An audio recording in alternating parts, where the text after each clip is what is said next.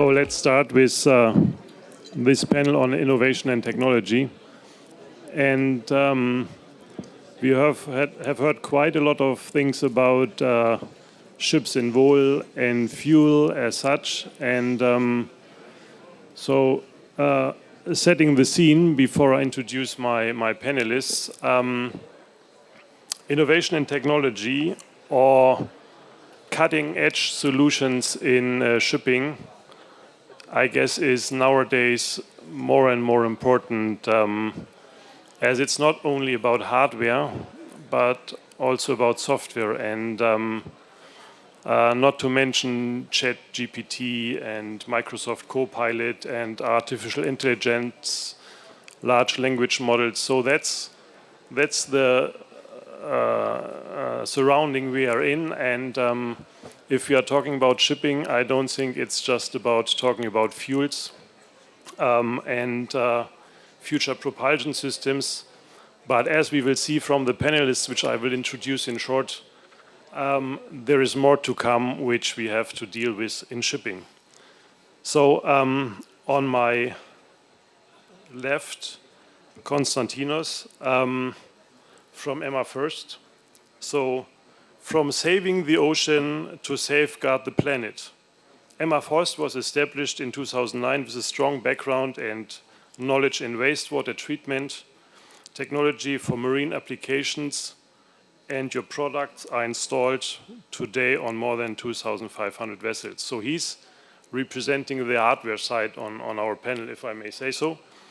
Following your vision, a globally leading manufacturer of ballast water treatment systems and sustainable marine equipment solutions, ERMA First is now offering also alternative marine power, boss cap fins, and carbon capture devices. Coping with increasing environmental rules and regulation, you are providing innovative solutions to your clients to remain compliant. So Antonis, founder and CEO of Harbor Lab. Harbor Lab purpose is to build trust in the maritime ecosystem. Founded in 2020, Harbor Lab is solving the bureaucracy and hustle of port call management while saving $3,000 per port call, you claim at least. In 4 years, the company has managed to onboard more than 1,700 vessels to the platform and raised in total 26 million euro in capital. So on the panel, I would say the software side, right? So Ben, president of Inmarsat. Inmarsat, now a part of Viasat, continues to lead the way in global communication, investing heavily in its network with several upcoming satellite launches. These include the ultra-high capacity Viasat 3 satellites, designed to deliver at least 1 terabyte of throughput data per second. So every one of us knows what that means if we are always lacking on bloody cell phone coverage, right? So Inmarsat solutions support digital transformation and crew welfare. We just talked about crew, transforming ships into fully connected floating offices and homes. So interesting to hear more about that. With a track record of innovation and support for 4 decades, Inmarsat's philosophy is rooted in high performance and certainty. And as you and your team shows, innovation and cutting edge technologies are not necessarily driven by startups and younger corporates. So Yarden, CEO and co-founder of Orca AI. And here we are again with AI. Vision you can trust. You founded Orca AI in 2018, inspired by the vision to bring the shipping industry to the digital age and to lay the foundation for global adoption of smart, fully autonomous ships. Orca AI's SeedPod, an artificial intelligence-based maritime navigation assistant, acts as a fully automated watchkeeper that doesn't sleep or miss.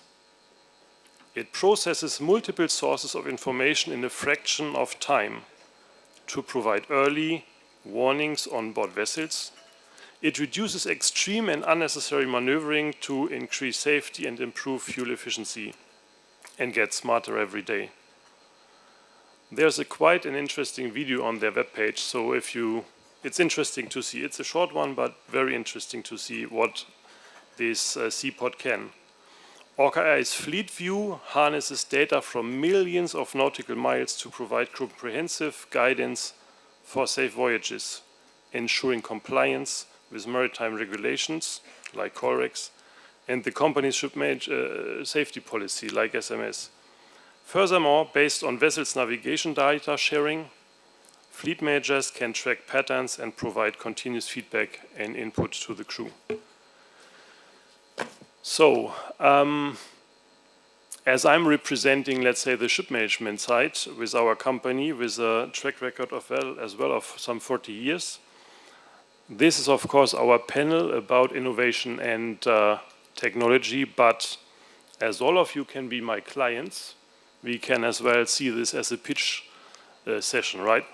So, saying this, I'm very happy to moderate this panel, as innovation is very close to our heart as well, as we have been awarded a top 100 innovator in the last 4 years, 3 times in SMEs in Germany. So, saying this, I know, of course, what innovation means to implement or to motivate the organization. And saying this, I would like to kick off. And when we decouple innovation and technology, then innovation is very human-centric and is intangible, whereas technology is tangible. So, as a start, Yarden, how have you encouraged innovation in your own organization to develop new tech and solutions? So the answer is yes. We, as a technology company, we need to lead by innovation. So part of that is looking at data, be data-driven, see insights based on data, and based on that, creating new type of products to our customers. So for example, one of the things that we did lately was to capture a lot of data for many ships that were installed and start seeing patterns. And see actually patterns regarding fuel consumption and how the crew is actually impacting the fuel consumption. So what we saw is that similar ships in similar routes around the world in similar times and weather conditions are actually doing different in terms of fuel consumption. Main driven by that is actually the crew behavior, how much unnecessary maneuvers they have, how much they're changing the speed. And based on that, you can actually create a product and you can create and give recommendations to the crew. So we are taking this approach of creating innovation internally all the time because we are constantly improving the product. Okay. Ben, how would you revert on that? Thanks, Tim. Great to be here back in Athens. I love coming here. So I really like the premise of this session, Tim, which is that innovation and technology are not the same thing. Because oftentimes we have a habit of conflating those two things. And for me, innovation is about capturing value from invention. And one without the other, as you say, means that you don't deliver the tangible benefits that folks are trying to get to. And so in our business, and we've been innovating around the maritime connectivity space and reinventing ourselves, both as Inmarsat over 40 years, but in parallel, there's a company called Viasat that's been doing some really innovative things around high-capacity connectivity as well, and we've brought those two businesses together, as you said. For me, it's about making the value tangible as well as the invention and the technology. And if you can marry those two things together, then I think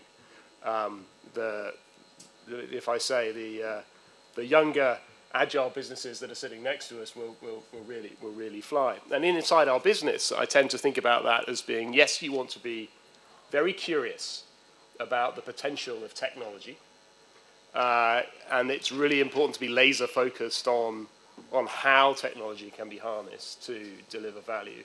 But you also have to be equally curious, it seems to me, about customer drivers, motivations, and use cases. And our challenge as somebody that the business that's been in the space, I think has a really good understanding by dint of the thousands of ships that we provide connectivity solutions to, is to make sure that we stay resolutely focused not just on what might deliver value through the prism or the lens that we're bringing to play, but actually is solidly anchored, to use a nautical analogy, in the value that is perceived by our customers. And sometimes that's the secret sauce that I think is really important as you bring ideas together. So curiosity about the tech, curiosity about the customer, I think a restless determination to experiment, to try, and if I may say so, to be prepared to fail. And I think that's much easier when you're young and in the foothills of building a business than it is when you're an established player, Tim, and you alluded to that actually in an email you sent me in the time leading up to this. So for a business like us, an established player, it's about constantly thinking about tech, customer, and how do we challenge ourselves to develop and disrupt our business, because nobody has a right to exist. I think that's a really important thing to have in mind running through the culture of the business. Yeah, okay, thank you. And on this, learning from failing, we come maybe later on this again. So, Antonis, how do you encourage your organization to innovate? Well, innovation is at the center of everything that we do in Harbor Lab. And Harbor Lab was actually created because of the lack of innovation in the part of the industry that we are in, disbursement accounting. So I started my career 11 years ago in shipping, and I have checked myself over 20,000 disbursement accounts. I know all aspects of the business. And at some point I said, there must be a better way. And we tried to find alternatives. When I was working in shipping companies, the only thing that I could find were legacy providers. And I said, okay, this is the time to innovate and find the solution once and for all. And what we managed to do in Harbor Lab is that it's a very complicated thing, disbursement accounting. And what we managed to do is that we created algorithms about how each port expense is being calculated in every port, terminal, and berth around the world. So we are very happy to say that in just 4 years, we have managed to automate the algorithms for more than 2,000 ports. And my personal point of view regarding innovation is that when you innovate, you need to embrace that failure is part of the process. So what we are doing in Harbor Lab is that we are trying to create an environment of trust where people will feel that it's okay to fail sometimes, hire the best possible people out there, give them the resources that they need, and support them when they fail, and then just move out of their way. Not being afraid while falling. Standing up and going ahead. And Harbor Lab is, of course, just one of a lot of tools available, which is really trying to solve hurdles of the industry for long, right? And being a ship manager, talking to my team and knowing how exhausting all this agency invoicing business can be. So can be or is a smart solution for the industry. Konstantinos, your view on innovation in our new organization. What should I say now? So good morning, everyone. Olga, Nico, you're not in the room. Thank you so much for setting up another successful Capital Link event here in Athens in view of Posidonia. And thank you all for taking the effort and the time to participate. So yeah, the question is about innovation and how we embrace innovation within our organization. First of all, allow me to say that we consider ourselves as a solution provider. So how innovative the solution should be, it depends on the problem that we need to solve and then the operator. We should not forget that we're serving a relatively conservative industry, the shipping industry, with a lot of liabilities related to money, environment, human are involved.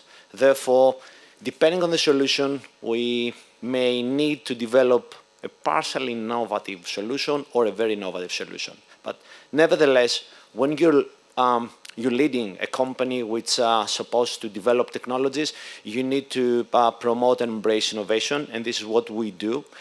We do using various tools like experimentations, as my colleagues mentioned. Okay, we allow our people to experiment, and we allow them to fail and then learn from the failing.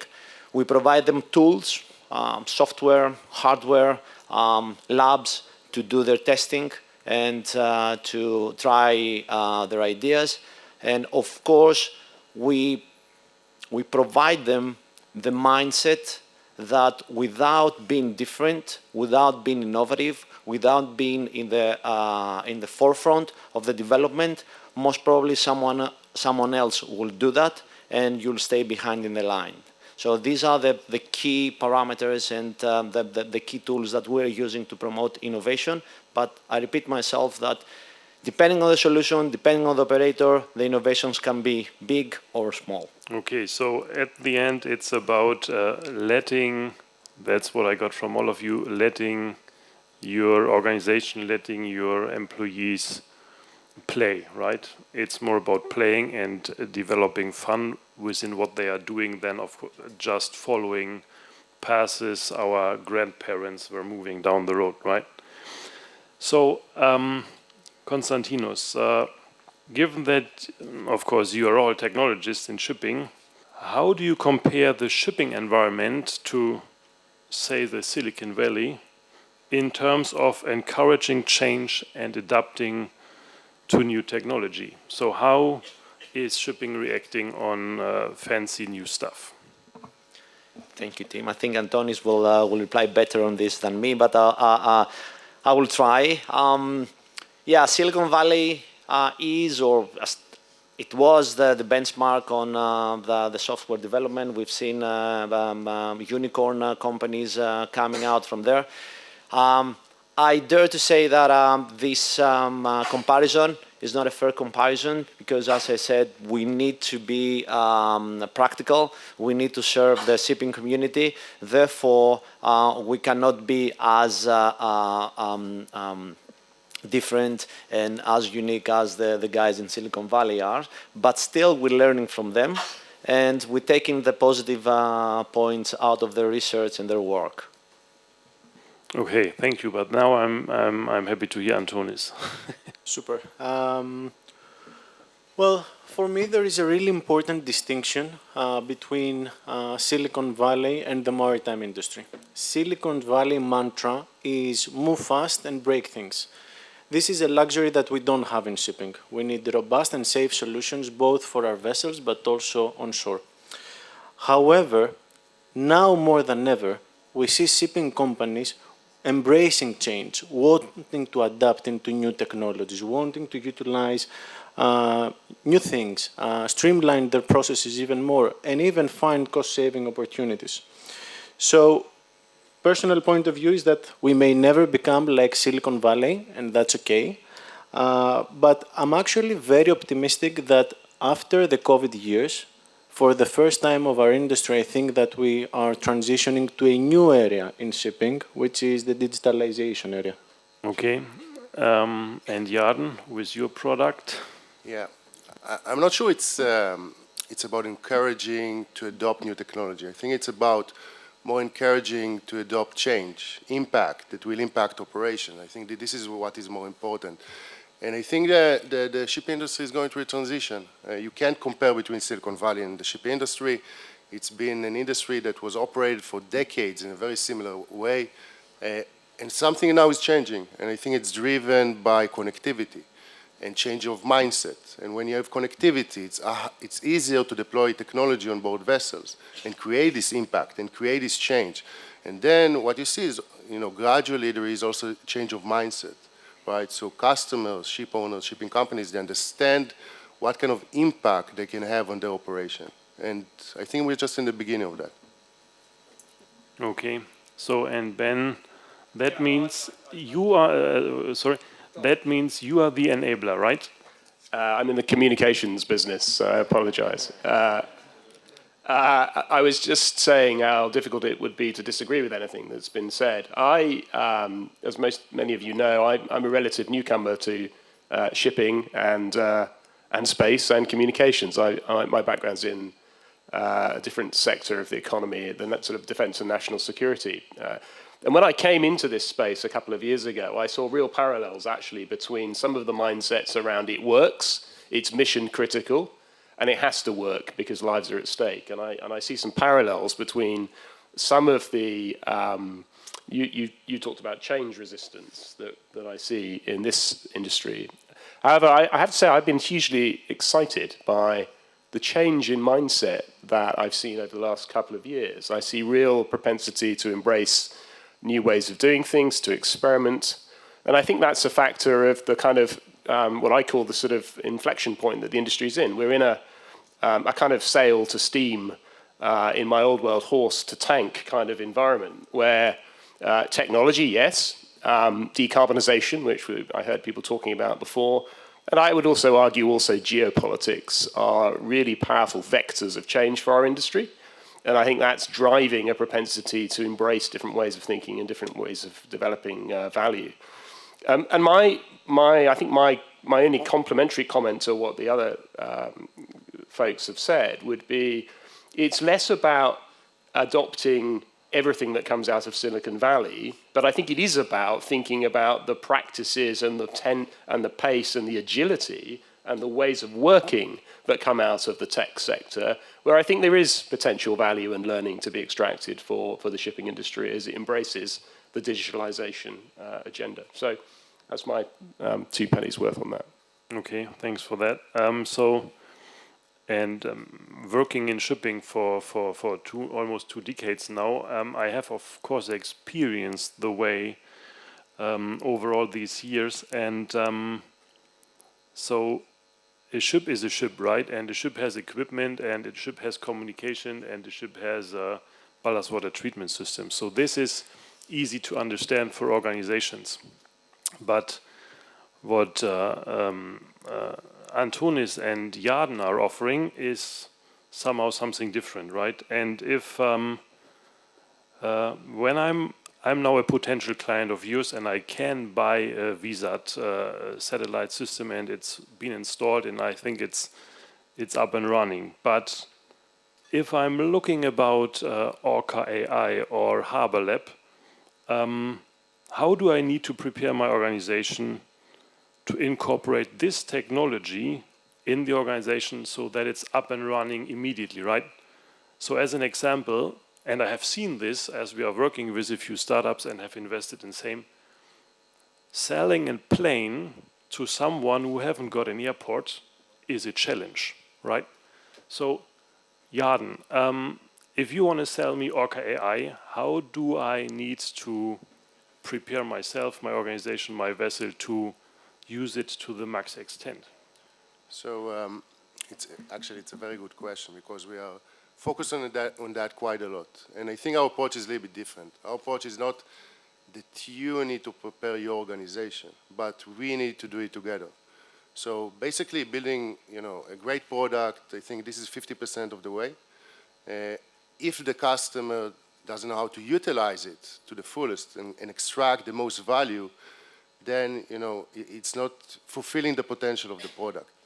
And a part of the process that we build working with our customers is exactly creating this preparation and working with the customer along the way to make sure that they're utilizing the product. And it starts by onboarding, then it goes to training, and then also measuring and monitor how they're using it.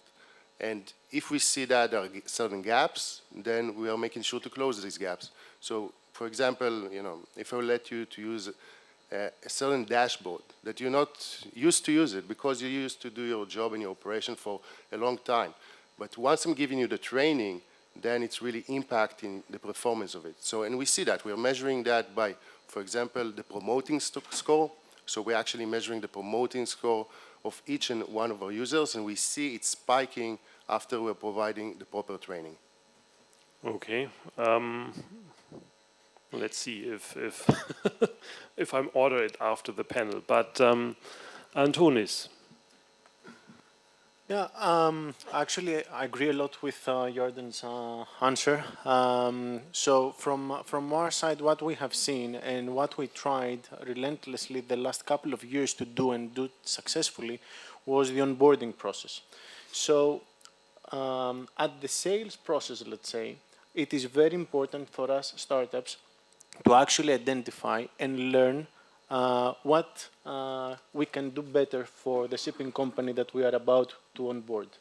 So if we have the data, then our onboarding team has all the details in order to do a thorough onboarding. And what we've seen working a lot, at least in our part of our industry, which is a software, and I'm sure that it is quite easier than trying to build autonomous software for vessels, it's that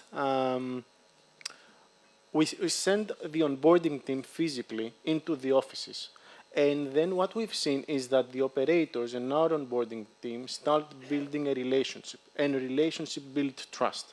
And this is very important for the success of a project, especially in the maritime software domain. Okay, so if I'm well prepared, then there is no reason for any fear in adapting new technologies. And it's all, as you said, algorithm, so it's all running by artificial intelligence. And so some organizations, they have the knowledge, but others are just the users, right? So do I need to have certain additional competences beside those I currently have? Maybe Yarden, if you can say something to that. So I'm not sure it's running by AI. Eventually it's running by people. People are working with one another, and people are making sure that the organization will know how to utilize the technology, the product, to create impact on the operation. Eventually it's about the impact of your operation, reducing costs, increasing safety, increasing efficiency. We need to make sure that the product is doing that, and eventually you have users, which are either the crews, fleet managers. On the other side, they need to understand how to use it properly. Okay, thank you. And sorry to interrupt. One more thing, because you asked, what can you do to prepare your company? Well, there is one thing that we ask from all CEOs in maritime companies to do. Try and change the status quo and make the people not being reluctant to change. This is very, very important for us. Okay. To Ben, we heard a lot about future fuels today, and as well propulsion systems, but leaving them aside from innovation and technology point of view, what are trends or major trends we should look out for in shipping? Well, what we see, and we're providing connectivity to over 40,000 vessels at the moment. I think what we see is really three axes. One is around the enablement of the incremental changes and improvements in operational efficiency and effectiveness that will drive both value to ship owners and operators, but actually also make a big dent in the decarb challenge pending the arrival of the moonshot super fuels and all the infrastructure that needs to wrap around that. So that's going to be really important, and that I think is coming, and the folks to my right will have fun things to say about that afterwards. People welfare, people entertainment, people retention as a driver of value for operators and owners. I think folks have cottoned on to the fact that there are going to be people on ships for the foreseeable future, and large numbers of them, and there won't be enough. So making your ship or your fleet an attractive place for people to serve is going to be really important. And people, I have 3 teenage boys. I know what data consumption looks like when they're all at home doing the things they do. And the young men and women that we send to sea or want to make a career at sea expect just that seamless experience as well. So that's going to be an increasingly important thing. So home office and the adoption of the business practices, the ways of working that we see across the broader economy, I think, Tim, are going to also be key drivers of demand. And really it's about harnessing the oxygen that connectivity provides with the life force that is digitalization, and really extracting the value that ship owners and operators can latently capture. I think that's the prize that lies ahead. Okay, thanks. And Konstantinos? Thank you, Tim. One of the major trends worth watching in the shipping industry, it's their focus on sustainability and environmental responsibility. This includes initiatives to reduce carbon emissions, improve energy efficiency, and minimize the environmental impact of shipping operations in general. We've seen recently that companies are increasingly investing in technologies such as alternative fuels, energy-saving devices, wings, air lubrication, or other similar technologies aiming to this target. Another trend to watch is the rise of digitalization and automation on board of vessels. We've seen that the Internet of Things, artificial intelligence, and blockchains are transforming the way we operate the vessels today. These technologies are streamlining processes, improving efficiency, and enhancing safety, security in shipping operations in general. Okay, so as I could talk for hours with the four of you, unluckily, time is getting closer to an end. And so years back on a management colloquium, I heard the following from one speaker. And he was saying, disrupt your business model before others do. So Ben, as a conclusive remark, how do you think will this affect your own business? Yeah, well, look, I think that's the right way to think about business. I think I said it at the beginning. Inmarsat has been disrupting itself for 40 years, safety into the L-band revolution, into VSAT and FX. And what we're doing now, both in terms of pulling together the deep understanding of the maritime market with the technology and technical prowess that's coming out of Southern California, not Silicon Valley, but Southern California, is really exciting in terms of the new satellite constellations and the capacity that we're bringing to bear over the course of the next couple of years. But also, I think, in terms of the business model and thinking about how we bring together seamlessly the kind of connectivity, the reliable, resilient, globally available, trustworthy service that so many of you depend upon to deliver your core mission outcomes. And I think to come full circle, Tim, on the comments we made at the beginning, it ain't just about the tech. It's innovation around the business model, it's innovation around the service, and it's how you pull those things together. And I'm very confident that in a market that's obviously so attractive and is so significantly growing that it's pulling in a lot of capital, a lot of investment, and a lot of new ideas, I'm pretty confident that of our ability to navigate through that and to sustain and grow into the future. But we need to change too, and we're up for that. So I'm looking forward to continuing to serve our customers into the future. Okay, thank you. Yarden? So by natural, usually in every industry, the startups are the ones who are disrupting. They're not being disrupted. So it's exciting for me to be on this side, I would say. You can see it, Uber for taxis, Airbnb for hotels. And I think when we look at that, we see already that, the business model is starting to change. SaaS, for example, software as a service, is something new for the shipping industry. If I'm thinking about it, I don't know many traditional companies, or actually don't know any traditional companies, maybe except Inmarsat, that provide a SaaS type of a model on the ship. They're installing some kind of a hardware, and then they're using the SaaS model, right, to work with the customer and provide extra value and constantly bring in new type of value. Orca is doing that, for example. So I think that the business model is starting to change already in certain areas. It's going to be exciting to see, how it's going to evolve. And it's going to be exciting to be on this side of trying to disrupt, and create more impact and value. Yeah, so happy to have one disruptor in this round also. So Antonis, how do you see this? Well, what Harbor Lab does is disruptive by nature. However, we all recently witnessed what is happening with ChatGPT, and that will change our lives forever.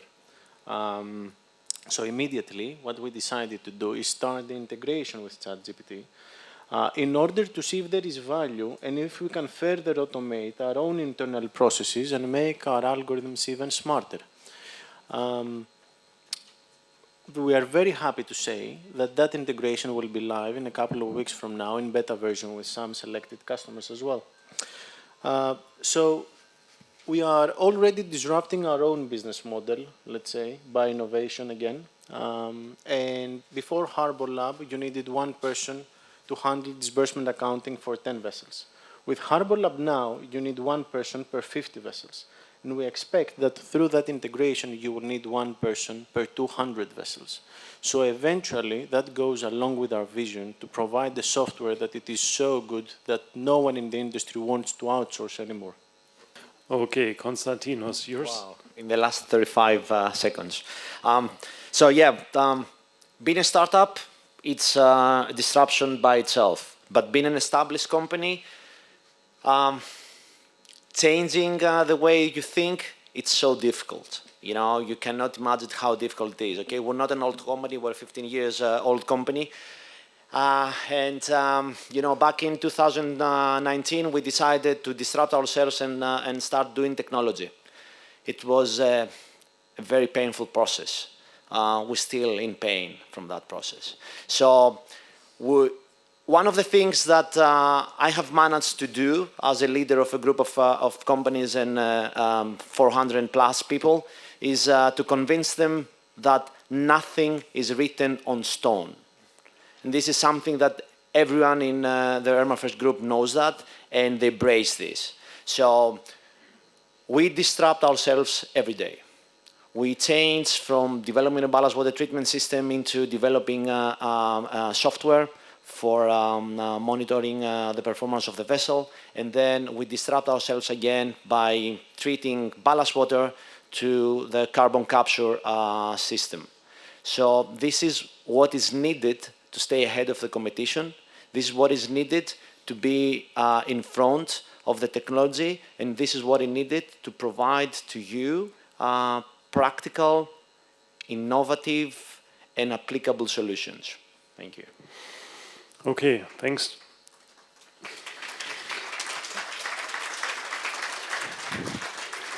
So thanks to all of you, and ramping up, and Yarden says it quite nicely, it's not about AI only, it's about using AI, and it's at the end about big data, and overall to understand it all together. And if I heard all your comments, I'm not worried about the future any longer if I have you on board my vessels. Thank you.